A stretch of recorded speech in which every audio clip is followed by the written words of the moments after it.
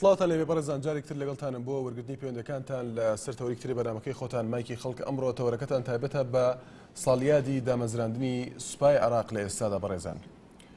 ئایا لەم ساڵیادەدا تا چەند ڕاستە کە دەوترێت سوپای عێراق لە ئێستادا بۆتە سوپایەکی سەرکوتکەر؟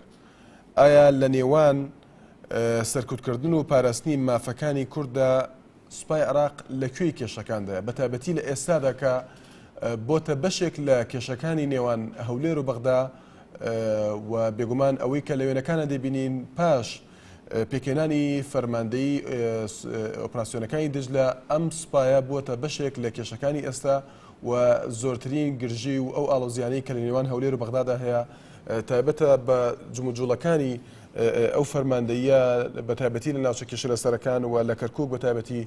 بەڕێزان ئەگە بگەڕێنەوە بۆ مێژوو دوای شۆڕشی ساڵی 1920 و پێکێنانی یەکەمین حکوومەتی مەلەکی لە 6 کانونی دووەمی ساڵی 1921دا لە ناوچەی کاظمیەی شاری بەغدا فەوجێکی سەربازی بە ناوی موسەل کاظم پێکێنرا کە لەو ئەفسەرانە پێگاتبوون کە پێشتر لە سوپای عوسمانیدا بەشدار بوون. لەو کاتەوە ئەو ڕۆژە وەک ڕۆژی پێکێنانی سوپای عێراق ناسێنرا. ساڵانە لە هەرێمی کوردستاندا ئەم ڕۆژە ڕۆژێکی پشووی فەرمیە لەسەر جەمدان و دەستگا حکوومیەکاندا. ئەم ساڵ بەهۆی ئەو کێشە و ئەو گرژیانەی کە لە نێوان هەولێر و بەغدادا هەیە هەندێک لایەن هەندێک لە ڕێکخراوەکان و هەندێک لە گەنجان لە ڕێگەی خۆپیشاندانەوە داوایان کرد کە ئەمڕۆ کە ساڵیادی سوپای عێراق نەکرێت بە پشووی فەرمی لە هەرێمی کوردستان وەکو هەڵوێستێک بەرامبەر بە کێشەکان، بەڵام کرا بە پشووە ئەمڕۆ پشووی فەرمی بوو لە دام و دەستگا حکوومیەکانی هەرێمی کوردستان.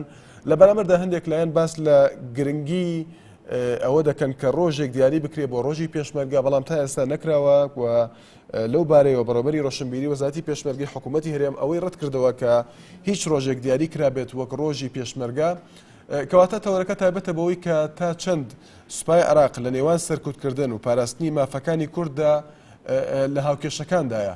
ئایا تا ئێستا سوپای عێراق توانیوێتی سوپایەکی نیشتیمانی بێ بۆ هەموو عێراقیەکان لە لایەکی ترەوە ئەو ڕخنانەی کە هەن تا چەند دروستن کە سوپای عێراق لە ئێستادا لایەنگیرە و هەوڵی هەیە لە دروستکردنی قەیران و کێشەکان و وەک ئاماژەمان پێدا لە ئێستادا بۆتە تەرەفێک بەشێک لە کێشەکانی نێوان هەولێر و بەغدا. بەڕێزان لە پەیوەندەکانتانە دەتوانن قسە لەسەر ئەم تەوەرە بکەن هەروەها لەسەر تۆڕی کۆمەڵایەتی فەیسبوک بەناوشاری facebook.com/naliatv دەتوانن ڕاوتی بنووسن جەکانی خۆتان بنێرن. یەکەم پەیوەندیمان لە چەمچەماڵەوە دایکی میر لەگەڵماندایە. سڵاو لێبێ دایکی میر، فەرموو. ببورن لە سلێمانیەوە، دایکی میر لە سلێمانیەوە.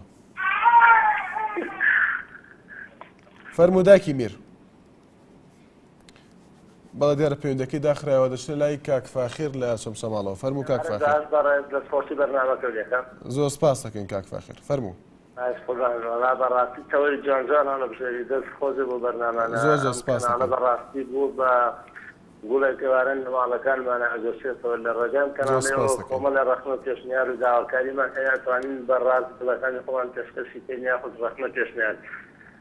پێشە بچمە سەر تەوەرەکە بەداخەوە ماوەی چەند ئێوارانێکەوە لێ هاتووە ئەبێت بەوەی کە چەند کەسێکی نامەسوولانە دێنە سەر کەڕانچنێ بۆ دەن ئەو قسەی ناشرینەکە ڕێزم پێی بۆیان بەوە بڕاتە بە کەناڵەکە ناشرین نابێ خۆیان ناشرینە من جوان نییە هەیە دنیا و تەنانەت دنیا بێتیە دنیا بە سەتیدەکانە دەنەمە شتێکی جوان نییە. من ئەوە بە قسەکردن نازانم تەنانەت لەگەڵ ڕێز ماقسەیش کوردەواری هەیەڵەیە حەز بە ماماسەوەڕین وەکو ئەوەی دێتەیە کەسی تۆ کاڵ مەسەدا مالتەرە و کاڵ نشوار من خۆم کەسێکی بێلایەنم هەموو خەڵک ئەوەی بناسێزانێ فەرنی مەش حزبلایەنێکەوە نیە دیفاع لە کەس ناکەم بەس پێم ناخۆشە کەناڵێکی ئاوها ڕێزمە هیچ کەناڵێک بەرنامێکی خۆش و پوختەی نییە بۆ بۆی کەنجنێودان و جوابدانەوە یەک ئەو قساکە و جا یەک پێشنیارێکی بچوو بۆ بەڕێزت ئەگەر بکرێت جوان لێ نەگری ئێستا من کە قساکەم یەک کەلیمە غەڵەت. زۆر باشە کاک فاخیر، ئەگەر لەسەر تەوەرەکە قسێکت هەبێ ئەگەر لەسەر تەوەرەکە قسێکت هەبێ تایبەت بە تەوەرەکە لەسەر تەوەرەکە پێش ئێستا کە خۆچ باس کرد ڕێزمە هەموو جێشی عێراق بەلای منەوە پێشمەرگەیەک ناهێنن ئەوان هەستان بۆ جێشی عێراقی ڕۆژیان داناوە یادیان داناوە کردوانە بە ڕۆژی ژیانی ئەوانە بەڵام پێشمەرگە بەم گرنگی خۆی بەم هەموو ماندوێت بۆ هەموو تەسعێدانەوە ڕۆژێکی خۆی نییە حەقی ڕۆژی پێشمەرگە دابردەیە من هیچ شتێکم لێ لەسەر زێشی عێراقی و زێشی عێراقی لە پاراستنی سەرماڵی خەڵکانی ئێستا زێشی مالیکیە بۆ مەرانی شاسی خۆی بەکاری دێنێ لەگەڵ ئەویانم زێشی ئێستا عێراق بۆ بەکاربێت زانینی ناوچەکان و هەموو تێکۆژێنێتەوەکان بپارێزێ پس بۆ مەرانی سیاسی خۆیەوە تا بجان کورد بەکاری دێنێ بجان سونە یاخود بجان داهێنە سیاسەکانی کە هیچ شتێکم لێسەر زێشی عێراقی و من نەپیرۆزبایان لێتم دەستخۆشیان لێتم و بەناوەت حەزاکەم بیشیان بینم. بەڵێ سپاس بۆ کاک فاخیر لە چونسەماڵەوە لەسەر تۆری کۆمەڵایەتی فەیسبوک چەند تێبینیەک لەسەر تەوری بەرنامەکە نێدراوە هەڵگورد کەرکووک نووسیوێتی سوپای عێراق هەمیشە بۆ سەرکوتکردن بووە نەک بۆ پاراستنی کورد لە دێر زەمانەوە هەروەها گۆران عەبدوڵڵا نووسیوێتی باشتر وایە کورد هەڵ نەخەڵەتێ بە ئەم لێدوانانەی عیزە دووری چونکە هەر ئەمانە بوون کوردیان زیندە بە چاڵ کرد هەروەها دانەر وەهبی نووسیوێتی هیچ پێویست بە ترس ناکات ئەوە نییە سوپاسسالار و چەندەها فەرماندە و پۆستی باڵا بەدەست کوردەوەیە بۆیە ئەم ترسە تەنها هۆکاری سیاسی لە پشتەوە یاروەها ئایاز شێروانی نووسیوێتی دوێنێ کاریان هەر سەرکوتکردنی کورد بوو دڵنیام ئەمڕۆ سبێنێش هەر سەرکوتکردن دەبێت هەروەها ڕابەر حەکیم نووسیوێتی سوپای عێراق هەمیشە دژی میلەتی کورد بووە نابێت کورد پشتی پێ ببەستێت ئەنەس هاوار نووسیوێتی بەڕاستی ئەم ماوانە سوپای عێراق پاشەکشەی کردووە بەڕای من ئەگەر نەیەوێت پاشەکشە بکات ئەوە هاوڵاتیانی عێراقی بە زۆر ئەوەیان پێ دەکەن و نووری مالیکیش تاکە چارەی ئەوەیە کە لەگەڵ کورد ڕێبکەوێت هەروەها لەسەر تۆری کۆمەڵایەتی فەیسبوک غازی کوردی نووسیوێتی سڵاوتان لێبێت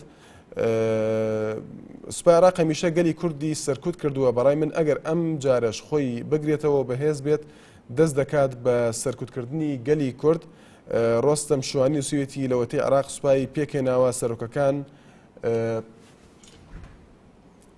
بەڵێ چەند تێبینی ترمان بۆ هاتووە لەسەر تۆڕی کۆمەڵایەتی فەیسبوک دواتر هەڵ دەدەین بیخوێنینەوە بەڵێ پەیوەندیەک لەگەڵماندایە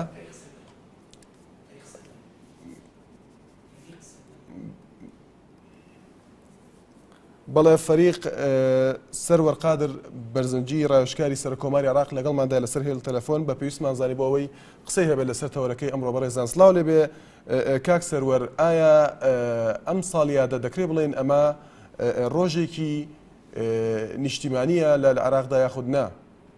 بەڵێ ئەمە بە نسبەت عێراقەوە کە ئێمە هەتاکو ئێستا لە پرۆسی سیاسی عێراقی بەشدارمان کرد لەگەڵ عێراقی و زیاد نەبووینەتەوە ئەمە ڕۆژێکی نیشتیمانی عێراق لە ساڵی 1960ەوە ئەم مناسبەتە بۆ بە پشوێکی ڕسمی و هەروەها ئاهەنگەکەڕێ و کوردی بەشداریتیا کردووە و تا ئێستا سەرکردایەتی سیاسی کوردمان نە لە بەغا نە لە هەرێمی کوردستان ئەوەی ڕەت نەکردوێتەوە کەوا ئەم سوپایە بێتە دەرێ بەوی خۆی نەزانێت و لەوە ئاهەنگایە بەشدار نەبێت ئەگەر لە ئاهەنگەکەش بەشدار نەبێت و پیرەوەریەکە جێبەجێنێکە بەڵام نەهاتۆ بڵێ ئەم سوپایە داری هەتا ئەوە وەختی ئەوە نەهاتە گۆرەی ئێمە نییە و دژمنی ئێمەیە چکە سەرەتای ئەم سوپایە لە دامەزراندێ و لە ساڵی 1921 گەورە کەسایەتی کوردی وەکو تۆفیق وەهبی وەکو محەممەد ئەمین زەکی وەکو جعفەر عەسکەری وەکو نیورەدین مەحموود وەکو محەممەد ئەمین زەکی وەکو حەسەن تەحسین عەسکەری وەکو جەمیل مەدفەعی وەکو دەیانە ئەفسەری کورد جەمال بابان جەلال بابان بەجاریان کردووە لەم سوپا گەورەیەدا.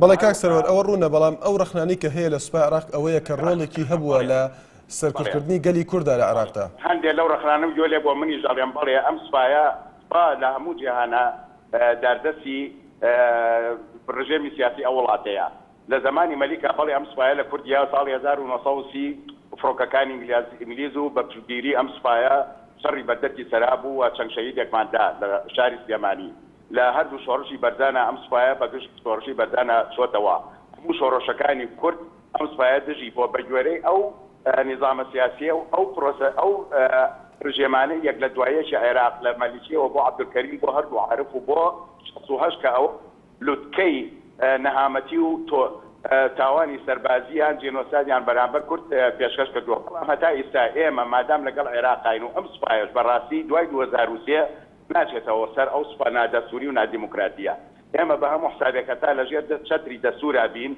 و هەروەها دیموکراسی لە عێراقە هەبێ هەرچەندە ئێستا خەرقی دیموکراتی لە زۆر جارەکرێت و دیموکراتیەکەش ئێمە بەڵام کاک سەروەر لە ئێستادا ئەو ڕەخنەیی کە دەگیرێت لە سوپای عێراق ئەوەیە کە بەشێکە لە کێشەکان و بەشدارە لە کێشەکان ڕۆڵی هەیە لە کێشەکان سوپا خۆی ئەبێ بێلایەن بێت سوپاکە بەکار ئەهێنرێ واتە ڕەخنەکە ئەوەیە کە بێلایەن نییە بەڵێ سەرکردایەتی سیاسی عێراق وای کردووە کە ئەم سوپایە دائیمە دەردەست بێ ئێمە ئەبێ هەتا ئیستا بە دایلۆک و بە ڕەتکردنەوەی ئەم جۆرە دەستنە ناو سیاسەتەوە لە سوپا ڕەتیکەینەوە کاتا ئیستا ئێمە پەیوەندیمان بەو سوپایەوە ماوە کاتێ ئێمە ئەو سوپایەمان ڕەت کردەوە ئەو نیزامە سیاسی ئیستا هاتینە دەرەوە بەجاریمان نەکرد ئەم قسانە هەمووی من لەگەڵ هەموو ئەم معاناتەی کەواتە کاک سەرۆر پێی ڕای جەنابەت سوپای ئێستای عێراق سوپایەکی نیشتیمانی یاخود نا ئەبێ سوپا بە گوێرەی دەستوری دیموکراسی نیشتیمانی بێت و لە هەموو پێکاتەکان بە نیشتیمانی یان نە لە ئێستادا کاک سەروەر ئێستا ئەبێ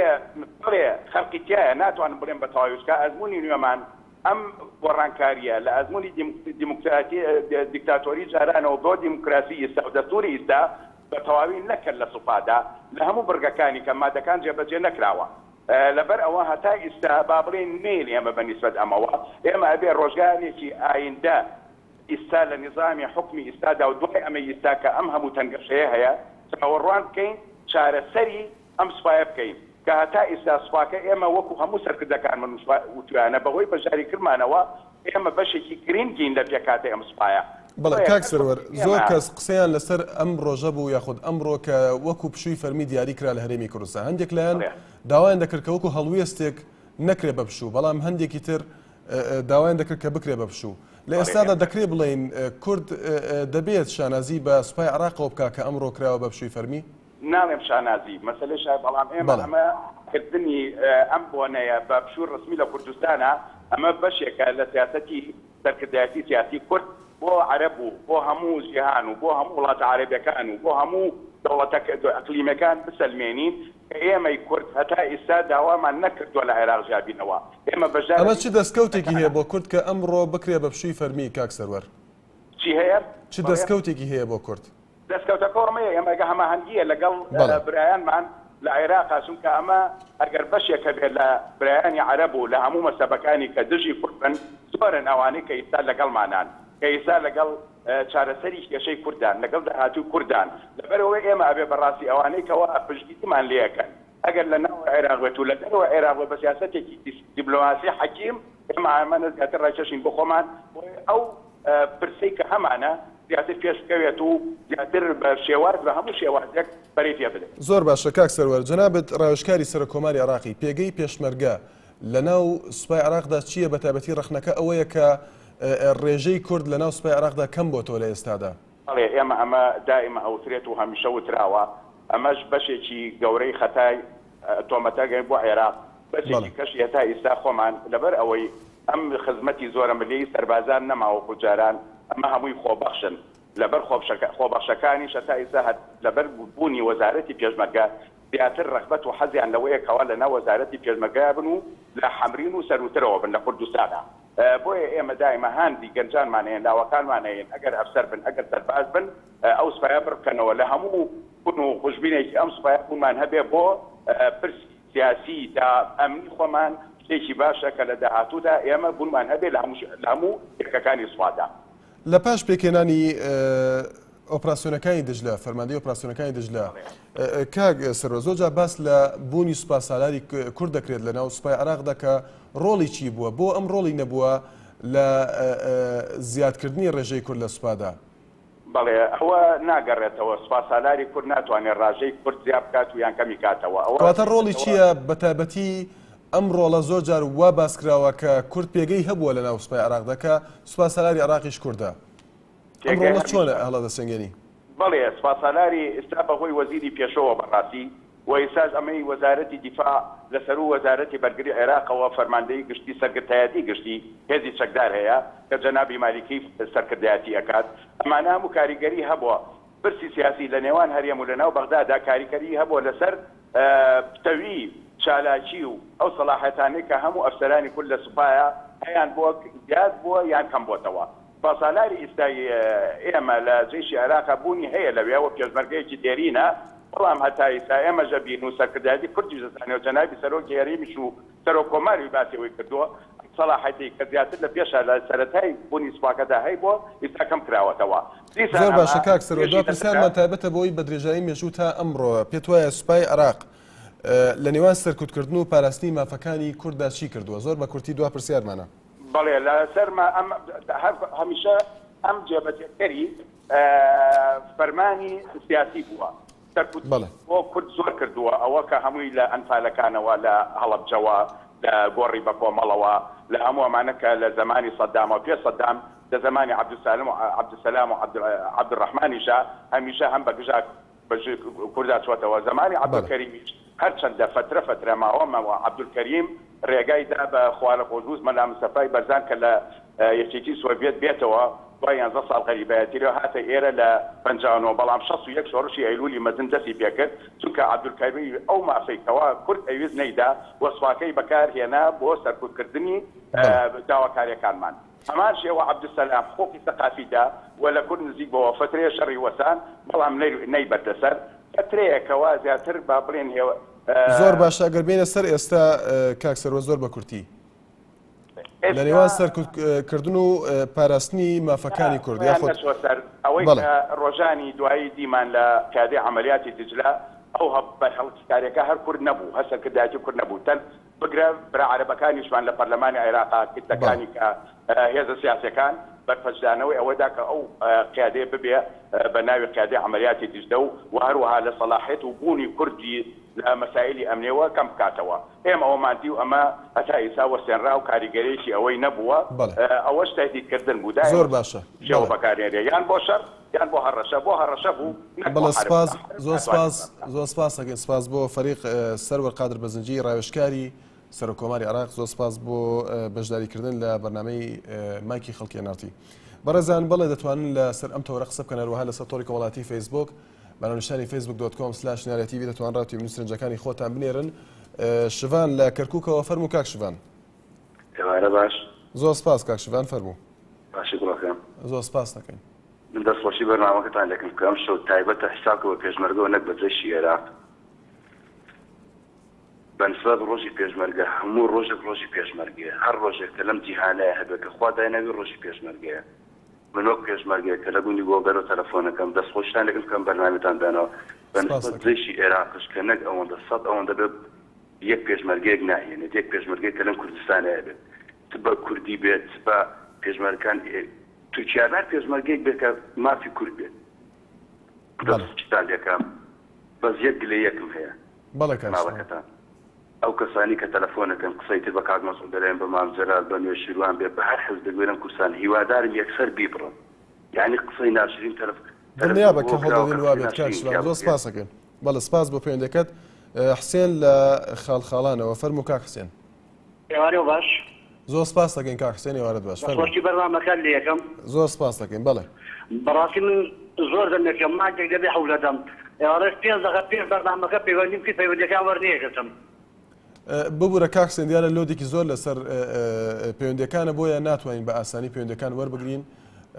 ئێستا خۆشحاڵین کە پەیوەندیەکەت وەرگیرا دەتوانین قسە لەسەر تەوەرەکە بکەی. بەڵێ فەرموو. زۆر سپاس وەڵام بەنسبەت ئەوڕۆ بەسەرەوەی داوام نەبوو یادی جێشی عێراقا من بەڕاستی ڕخنە لە سەکردایەتی کورد دەگرم نابای ئەوڕۆ کورد ئەو یادەی بکرا بایکەت بەڵێ لەبەرەوەی جێشی عێراق لەوەتی لە تەمەنی ئێمە من جێشی عێراقمان بینیوە بیستمانە سەرکوردی گەلی کوردی پێکراوە بەڵام نابای ئەوڕۆ سەکردایەتی کورد یا یە ڕۆژێ بکردایەتەوە بەڕاستی من وەکو شەخسی خۆم ڕخنە لە سەکردایەتی کورد دەگرم. بەڵێ بەنسبەت کابینێشتم لەسەر معارەزە هەیە. بەڵێ لە کابینەی شەشەمە هەچەند ئیش دەکرا معارەزە دائما ڕخنیان لێگرت دەستخۆشیان لێ نییە کرد بەڵام لە کابینەی حەوتەمە ئەگەر ئیش بکرێ و نەکرێ معارەزە بێدەنگە ئایا معارەزەم ملیار دەپرسم معارەزە بۆ بێدەنگە بۆ لە کابینەی شەشەمە لە کاتی دکتۆر بارەمە هەر ئیشەکیان دەکرد زەربیان لێدا. بەڵێ کاک سەیرەکەی لە باخان وچە پارە نییە موچە دابەش ناکرێ موچە تاخیرە بێ بەڵام معارەزە بێدەنگە ئەو پرسیارە بۆ معارەزەیەکم باوە خۆیان جواب بدەنەوە بۆ بێدەنگن. بەڵێ سپاس بۆ کاک حسێن لە خاڵخاڵانەوە سپاس بۆ پەیوەندەکەت عەزیز لە چەمچەماڵەوە فەرموو کاک عەزیز. زۆر سپاس دەکەین کاک عەزیز. بەڕێزم ئەگەر ئێمە جێشی میسرمان بینی کە دەبابەکان لە ناو شارع بوو تەقەی لە خەڵک نەکرد بێت و یادی ئەو جێشە بکرێتەوە ئەمە شتێکی خۆشە بەس دامەزانی دەوڵەتی عێراقەوە هەتاکو و قواتی دیزلا بەڕاستی زۆر عیبەیە جێشی عێراقی بکەینەوە کاکە گیان دیموکراسی چی و مافی ئینسانی چی لە حکوومەتەکەی بەغایە وەرە پێم بڵ عەرەب چی لە بەرچاوە تاکو ئێستا ناڵن فاعلین ئەیوی کووردە يعني أو تاريخ باشياني بونوسي يتريم فلان كذا لا جيش العراق إلى آخره لجيش العراق ما هي شينية براسي من لوانية برم ياد تاوانا كان يبكينه بو أو إنه عازو گەنجی سەردەم بزانێ ئەم جێشە چی جێشێ بووە چی غەزەبێ بووە لەبەرەوەی هیچ جێشێ نییە لە هەموو دنیایکی قانونا میلەتی خۆی بچێت مەعەدا جێش لە عێراقا نەبێ بە ئێستایشەوە دیکتاتۆر و فاشن بەڵێ سپاس بۆ پەیوەندیەکەت شاخەوان لە کەلارەوە فەرموو کاک شاخەوان. السلام عليكم. زۆر سپاس دەکەین کاک شاخەوان فەرموو. سپاس دەکەین بەڵێ فەرموو. زۆر سپاس دەکەین بۆ بەرنامەتان. سپاس بۆ تۆش. بەڕاستی بەرنامەیەکی زۆر جوانە بۆ هەموو کاتێک و هەموو شەوێک و هەموو کاتێک ئێمە گوێرە لاگرین و سێریشەکەین بە عایلەی و وەڵایی بۆ ئەو برادەرەکەوە فەرێق ڕوکن بوو وەڵایی گینێکمە یعنی چۆن بێژی بەڵێ فەرموو دەستخاریەکەمێکەوە ئەڵێ گەنجی کورد بەشداری ناکە لە جێشی عێراقی بەڵێ ئێمە وەک لیوەی سوپلا کە دەبێت سوپلا بەشداریمان کرد لە جێشی عێراق لە 2005 ڕۆیشتین بۆ بەغدا بۆ خەزرا بۆ دۆڕە لە شوێنێکی زۆر تەوتۆز و ناخۆش و بێنان و ئاو سێ مانگ ژیانمان بەسەر بێت بەڵام دوای چەند مانگێک خواردن و کەرەستەی جێشانە بۆمان باش نەکرد یعنی بەڕاستی ئەوان یعنی خزمەتی پێشمەرگە ناکەن لەوێ بەس خەریکی دارودەست و عەسابەکانی خۆیانن یعنی ئێستاش دوای 3 ساڵ 4 ساڵ من وازم هێناوە یعنی یەکێکیان لەو کەسانە خەریکی ئەوە نین بێژنکەوە ئێمە ئیش بۆ ئەو کەسانە بکەین کورد دامەزبێن یا گەنجی کورد دامەزێنن نەخێوانی و زۆر سپاس دەکەم. زۆر سپاس بۆ پەیوەندیەکەت سەباح لە سلێمانیەوە فەرموو کاک سەباح. الو بەڵێ کاک سەباح فەرموو. ئەم کاتە باش بەڕێزم. زۆر سپاس دەکەین کاک سەباح. شەو باش بەقوربان باشی. زۆر سپاس دەکەین. وەڵای من ڕەغمەیەکمە لە حکوومەتی خۆمانە. بەڵێ. نەدەبوو ئەمڕۆ بکەتە ئەم یادی سوپای عێراقا بکرێتە پشوو لە کوردستانە. بەڵێ. لەبەر ئێمە بێویژدانیمان کردووە. ئەگەر یەک دقە بووە سێری ئەو جێشە بکەین لەوەتەی دروست بووە عەرەب زوڵممان لێکەن. ئێتە چ پێویستە من لە کوردستانە چم یادی ئەو جێشەکەم و پشوو ڕەسمی بێ چ دەبێت دەبوو؟ بەڵێ سپاس بۆ کاک سەباح لە سلێمانیەوە سەرتیب لە چەمچەماڵەوە فەرموو کاک سەرتیب. ئەم کاتت باش تۆ کاکەی منی کاکەشوان چۆنی؟ زۆر سپاس دەکەین کاک سەرتیب هەموو کاتێکت باش فەرموو.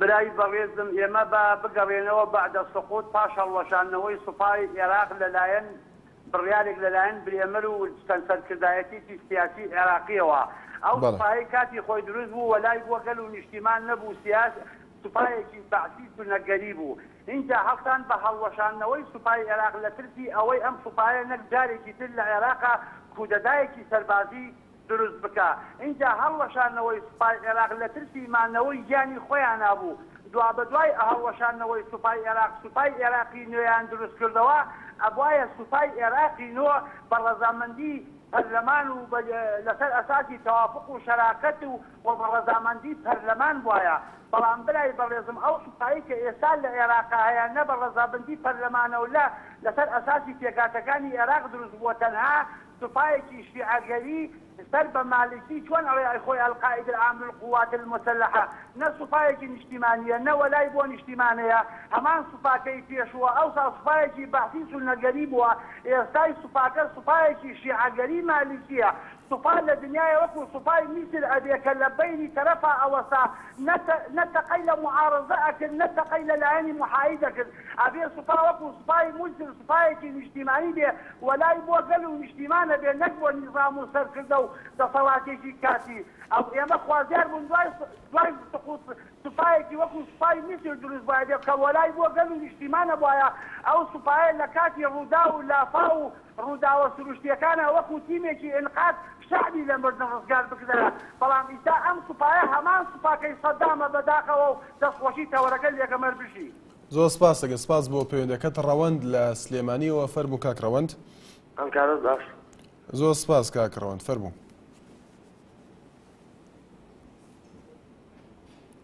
وەڵای وەکو سەیری سوپای عێراق دەکەین سوپای عێراق هیچ کارێکی بوو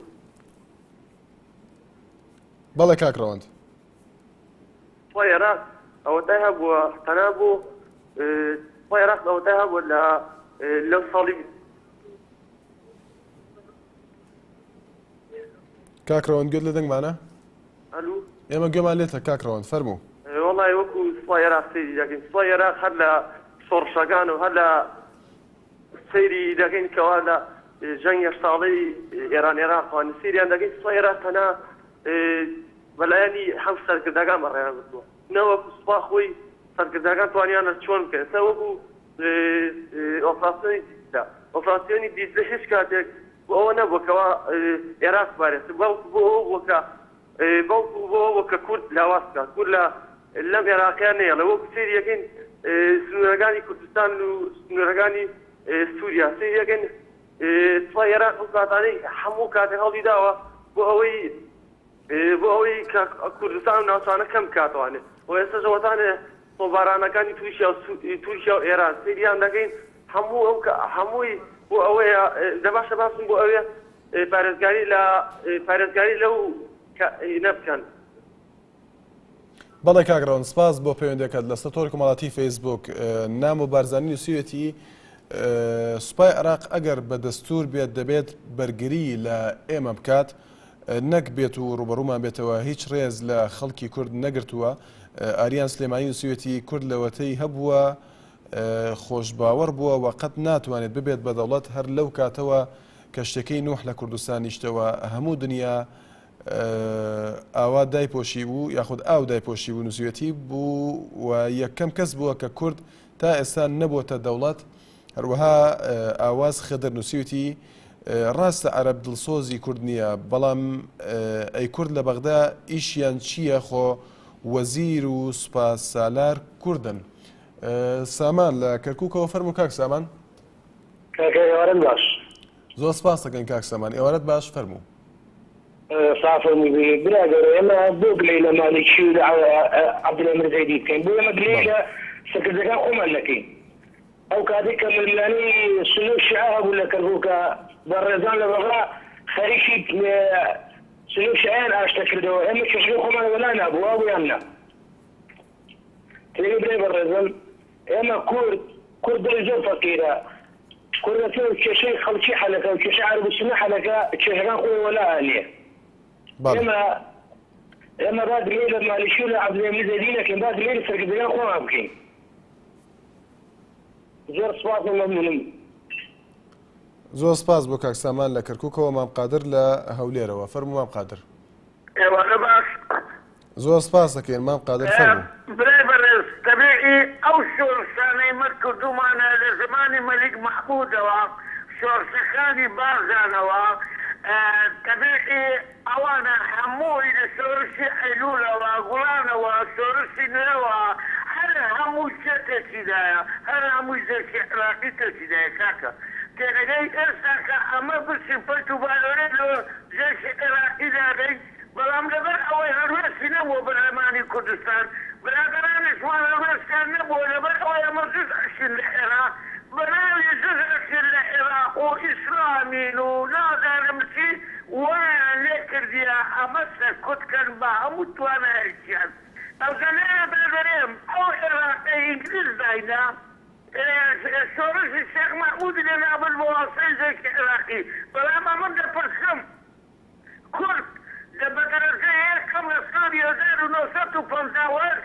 بەشداری کرد لە ڕووخانی نیزامی ملەکی زومباتی تێدا بوو کە یەکیان ناوی عەبدوڵڵا بوو باشترین ڕوتبەی هەبوو یەکیان کۆیی بوو یەکیان خانەکینی بوو بەشداریان کردو بەڵام لەبەر ئەوەی قەومی عەرەبی عەبدوسەلام عەرەب پاشەش بووە بۆ ئەوەی دیسانەکە ئەوی سەرکوتی بەڵێ مام قادر بەڵێ بەڕێی من چی دیادی نەکەینەوە و حسابەکی لە خۆمان بکەین و بژی کوردستان.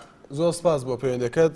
ئەحمەد عەلی نووسیوێتی لەوەتەی کورد و عەرەب هەیە هەرگیز سوپای عێراق بە باشی تەعاملی لەگەڵ کورد نەکردووە. وچانێک و پەیوەندەکانتان وەردەگرینەوە. بەڕێزان بەردەوامی لەگەڵتان لەسەر تۆڕی کۆمەڵاتی فەیسبوک توانە ڕازوویەکی نووسیوێتی من پێم باشە کورد سوپایەکی تایبەت بە خۆی هەبێت یادی بکاتەوە نەک یادی سوپای عێراق بکاتەوە. بەڵێ پەیوەندێکی تر لەگەڵماندایە. باوکی ئیمان لەگەڵماندا.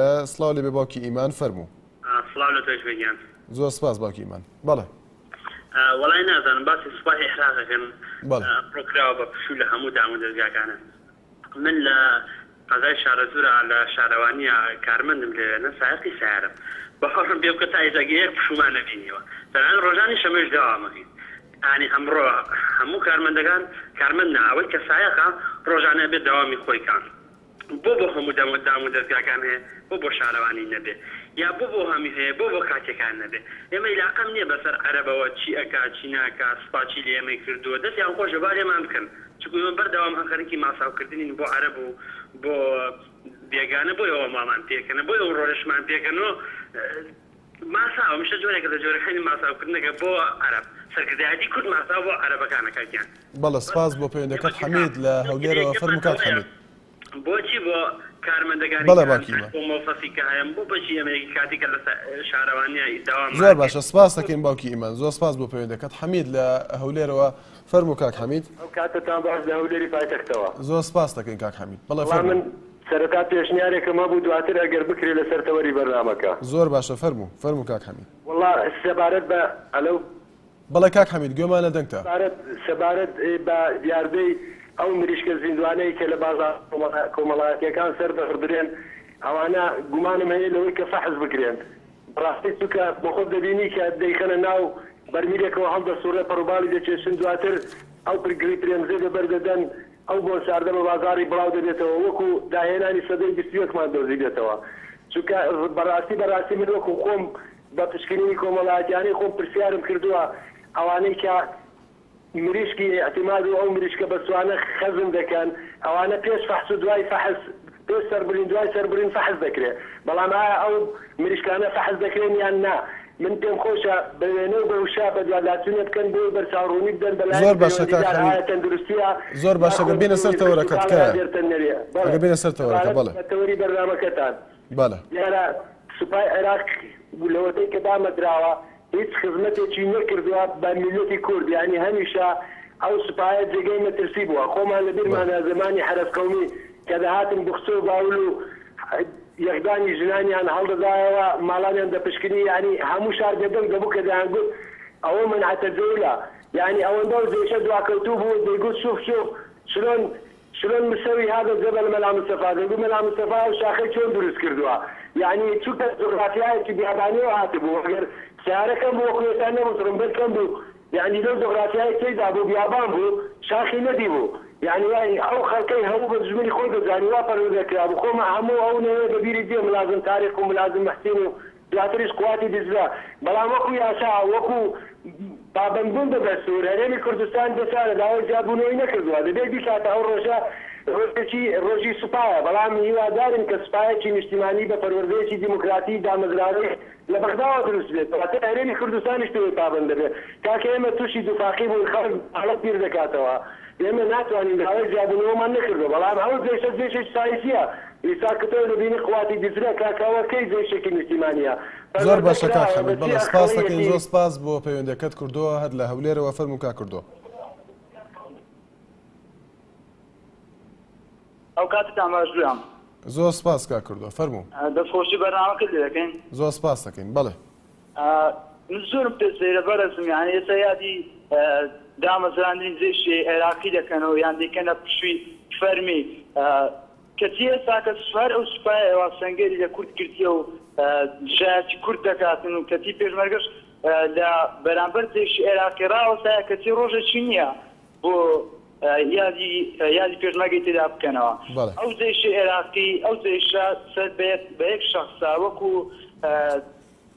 وەکو پێشمەرگەکانی خۆمان کە سەر بە هەر یەکە و سەر بە لایەنێکە زێشی عێراقی سەر بە نوری مالیشە. یعنی ئەوە نیە کورد تێدا بەشداری کورد زۆر بەکەمی تێدا بەشدارەوە هیچ دەسەڵات. بەڵێ کاک کردو جەنابەت باس لەوە دەکەی کە ڕۆژێ دیاری بکرێت بۆ پێشمەرگە. بەڕێوەبەری ڕۆشنبیری وەزارەتی پێشمەرگە باس لەوە دەکا کە بەهۆی ئەوەی لەلایەن پەرلەمانەوە ئەو ڕۆژە دیاری نەکراوە بۆیە تا ئێستا هیچ ڕۆژێک نییە بۆ پێشمەرگە. واتە دەڵێت پەرلەمان دەبێت ئەو ڕۆژە دیاری بکە. تا چەند پێویستە ڕۆژێک هەبێت بۆ پێشمەرگەوە گرنگی ئەم ڕۆژە چییە بێت ئەگەر دیاری بکرێت؟ گەیشی زۆری هەیە خاستان بۆ پێشمەرگە بەس لەبەر ئەوەی کە حزبەکان لەبەر ئەوەی حزبەکان ڕێک ناکەون لە بینی خۆیان لەبەر ئەوەیە ڕۆژەکە دەستنیشان نەکرایە. بەڵێ سپاس بۆ پەیوەندەکەت. هەڵۆ فەریق نووسیوێتی سوپای عێراق وەکو هەمیشە کەسانێک پلانی بۆ دادەنێن کە بەعسی و خوێنڕێژن بۆیە پێویستە هەڵوەستە لەسەر ئەم بارەدۆخی ئێستا بکرێت و دەسەڵاتدارانی کوردی لە خەمی پاراستنی سنوورەکانی هەرێمدا بن. دالیا تاریق نووسیوێتی کوا کوێ ئاگای لە کووردە هەموو سەرکردەکان هەر خەریکی پارەن و گرفان پڕکردن نازانم کەی تێردەخۆن. بەختیار نوحمان نووسیوێتی یاخود بەختیار نوعمان دەڵێت تا ئێستا هیچ جۆرە خزمەتێکی بە کورد و کوردستان نەکردووە، هەرچەندە ژمارەیەکی ڕێژەیی ئەفسەر و سەرباز لە ڕیزی سوپای عێراقدا هەن. پێویست ناکات ئێمە شەشی کانون بکەینە پشووی فەرمی. ئەمین لە هەولێرەوە فەرموو و کاک ئەمین. بەڵێ دەستخۆشین بەرنامەکە لێکەین. زۆر سپاس دەکەین کاک ئەمین. جێشێکە تا ئێستا کوردی زندە ساکرد بێ و خەرچی کوشت بێ خۆی لە خۆی لێمە پشتەکە باخرە دەستخۆشی لێی. بەڵێ سپاس بۆ پەیوەندەکەت سیروان لە باسرمەوە. فەرموو کاک سیروان. زۆر سپاس کاک سیروان. بەێ لەسەر تەوەرەکە قسە ناکەم. زۆر بە کورتی ئەگەر وایە کاک سیروان بکە. ئەمێ لەسەر تەوەرە قسە ناکەم بەڕێز لەسەر کەناڵین ئەو قساکەم بەڵام کەناڵەکەین بۆ زۆر گەندەلا.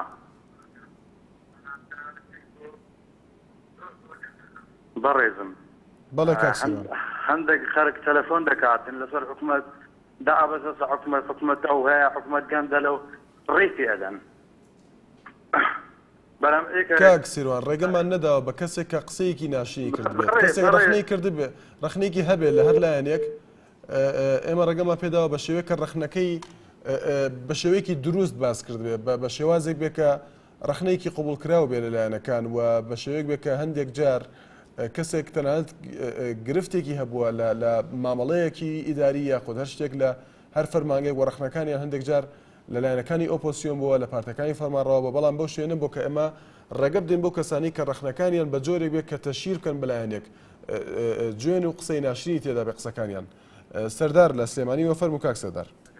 باش زۆر سپاس کاک سەردار فەرموو. عراقي دور ردو دائما بداوا زماني عبد السلام عارف وعبد الرحمن عارف کاک سەردار بەباشی گوێمانە دەنگن دیگە دەنگت بەرزکەیتەوە تۆزێ کورد دروست بووە. من ئەو جێشەی مادیسی لەگەڵ جێشەکەی سەدام حوسێن یەک دەنگ فەرقی نییە بەلای منەوە چونکە هەر ئێمە بووین نەژێر ئەو جێشای کیمیاباران کراین نەژێر ئەو جێشات ئەنفال کراین نەژێر ئەو جێشا ملیۆنێک خەڵکی کورد بە دەو زەمانەوە ئەو جێشای ملیۆنە خەڵکی کورد کوژراوە و ئەنفال کراوە. ئێستاکانیش کە یادێکەکەم کەواتە کاک سەردار ئەمڕۆ وەکو ڕۆژێکی نیشتیمانی عراقی کراوە بە پشوو ئایا سوپای عراق لە ئێستادا سوپایەکی نیشتیمانیە؟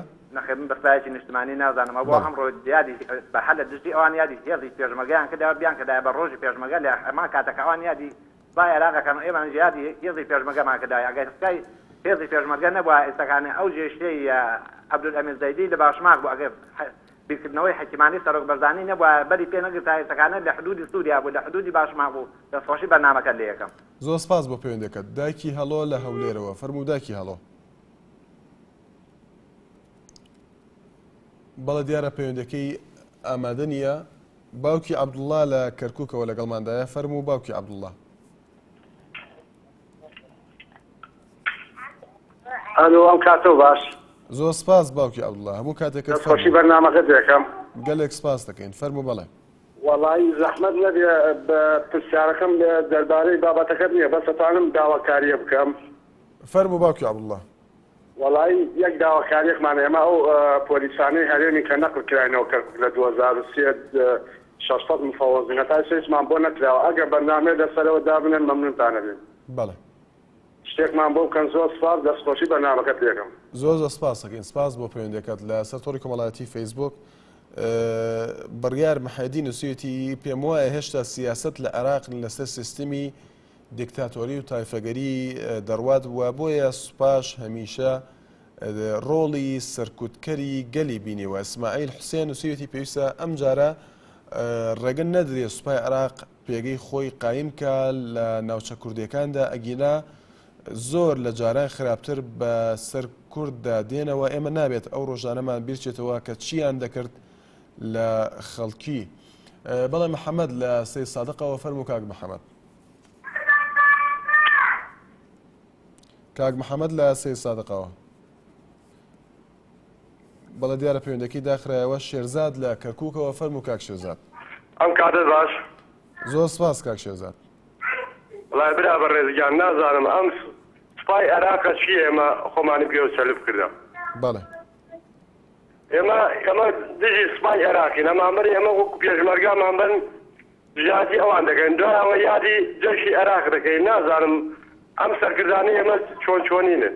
خوا لە خۆیان حاڵیە بن حەب ئەو پرسیارە لە خۆیان بکەن. ئەمان بەنە گژیانە ئەمان بەنە ئەمانە دژمنمانن لە یادەکەین. نازانم ئەم پرسیارە سەرکردەکانی کوردکە. بەڵە سپاس بۆ پەیوەندەکەت. سپاس بۆ کاک شێرزاد لە کەرکووکەوە. ڕێبوار حسێن نووسیەتی لەوەتەی سوپای عێراق هەیە مافی کوردی نەپاراستووە، ئیتر دەبێت کەی مافی کورد بپارێزرێت. مراد لە سۆرانەوە فەرموو کاک مراد. ئەو کاتەدان باش بەڕێت.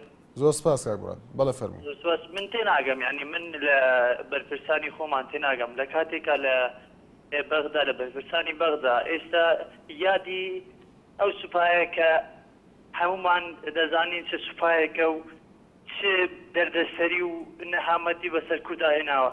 ئێستا یادەکان دواخستووە، نەمایشەکان دواخستووە لەبەر چی؟ لەبەر ئەوەی کە لە بەرامبەر پێشمەرگەی کورد ڕاوەستاوە، لە بەرامبەر پێشمەرگەی کوردستان ڕاوەستاوە بە حکمی ئەوەی سەربازەکانیان پێکۆ نەکراوەتەوە ببەنە بەغدا. لە هەمان کاتیشدا لێرە من برێم وەڵا لە جۆشی بەغدا من دەوامی فەرمی ڕاگرم. وەڵی من نازانم، من پێم نازانم چی بڵێم، نازانم من بەس ئەوەندەم پێ بوو یعنی پێدام بڵێم ئەوە لە کاتێکە کە لە بەغدا نمایشی سەربازی ڕادەگیرێ لەبەرەوەی کە لە بەرامبەر کوردایە ئێستاش لێرە من دامی فەرمی ڕاگرم. زۆر سپاس. زۆر سپاس بۆ پەیوەندەکەت. باوکی لیۆن لە سلێمانیەوە فەرموو باوکی لیۆن کە دوا پەیوەندیمانە. زۆر سپاس باوکی لیۆن فەرموو. کاکشان وڵام من سەرنجێکی بچووکمە یەخترە سەرەوە ناکەم من سوپایە کاچی ڕادەیەک لە خزمەتی نەدەوەی بۆیان نەبووە. بەڵام لەسەر ئەوە ئەەکەم کە ئەمڕۆ کە ڕۆژی سوپای عێراق یاسکردنەوەی ناکرێت بە پشتوی ڕستنی ڕۆژێک وەکو ڕۆژی دایک وەکو ڕۆژی مامۆستا ئاکرێت لە ناو یەکە سەربازەکانە بۆنەوە هەنگی خۆیان بکەن بەڵام داوایر بۆ نەبێت. یعنی بەڕاستی قسەی من هەرەوە بوو لەسەرەوە تاوە دەستخۆشی دێکم. زۆر سپاس. زۆر سپاس بۆ پەیوەندەکەت لەسەر تۆڕی کۆمەڵاتی فەیسبوک. مستەفا دۆسکی نووسیوێتی سوپای عێراق سوپای کوشتن و لە ناوبردنی گەلی کوردستان بوو. بەرزان سەدیق نووسیوێتی بە درێژایی مێژووی عێراقەوە تا ئێستا هیچ کاتێک سوپا بەرگری لە میلەت نەکردووە بەڵکو تەنها لە سەرانی وڵات کردووە و بۆ بەرژەوەندی ئەوان کاری کردووە. چیە هیدایەت دەڵێت سوپای عێراق هەمان ئەو سوپایەیە کە ڕۆژانێک گەلی کوردی ڕاپێچی زیندانەکانی خوارو دەکردوە پاشان زیندە بە چاڵیانی دەکرد. ڕێبوار هەولێری نووسیوێتی سوپای عێراق هەمیشە گەلی کوردی سەرکوت کردووە. بەڕای من ئەگەر ئەم جارەش خۆی بگرێتەوە بەهێز بێت دەست دەکات بە سەرکوتکردنی گەلی کورد ئاوات قەرەداخی نووسیوێتی عەرەب وەک ماری بێ ئیجازە وایە هەر دەقەیە و دەستیان ڕۆشتە بێت سەرکوتی کوردیان کردووە. ئاکام سا نووسیوێتی پێویستە لەسەر دەسەڵات دارانی کورد دژی ئەم سوپایی عێراق بێنەوە چونکە تاوەکو ئێستاش ئەم سوپایە مۆری دیکتاتۆری پێوە دیارە. کوردستان ئەگزایل سنتەر نووسیوێتی سوپای عێراق لە سەرەتای دروستبوونیەوە تا هەنووکە هەمیشە و بەردەوام ئەمرازی سەرکوتکردن و داپلۆسین و ئەشکەنجەدانی خەڵکی عێراق بووە. بەڕێزان تاسبێنێ هەمیشە لە خۆشیدا بن.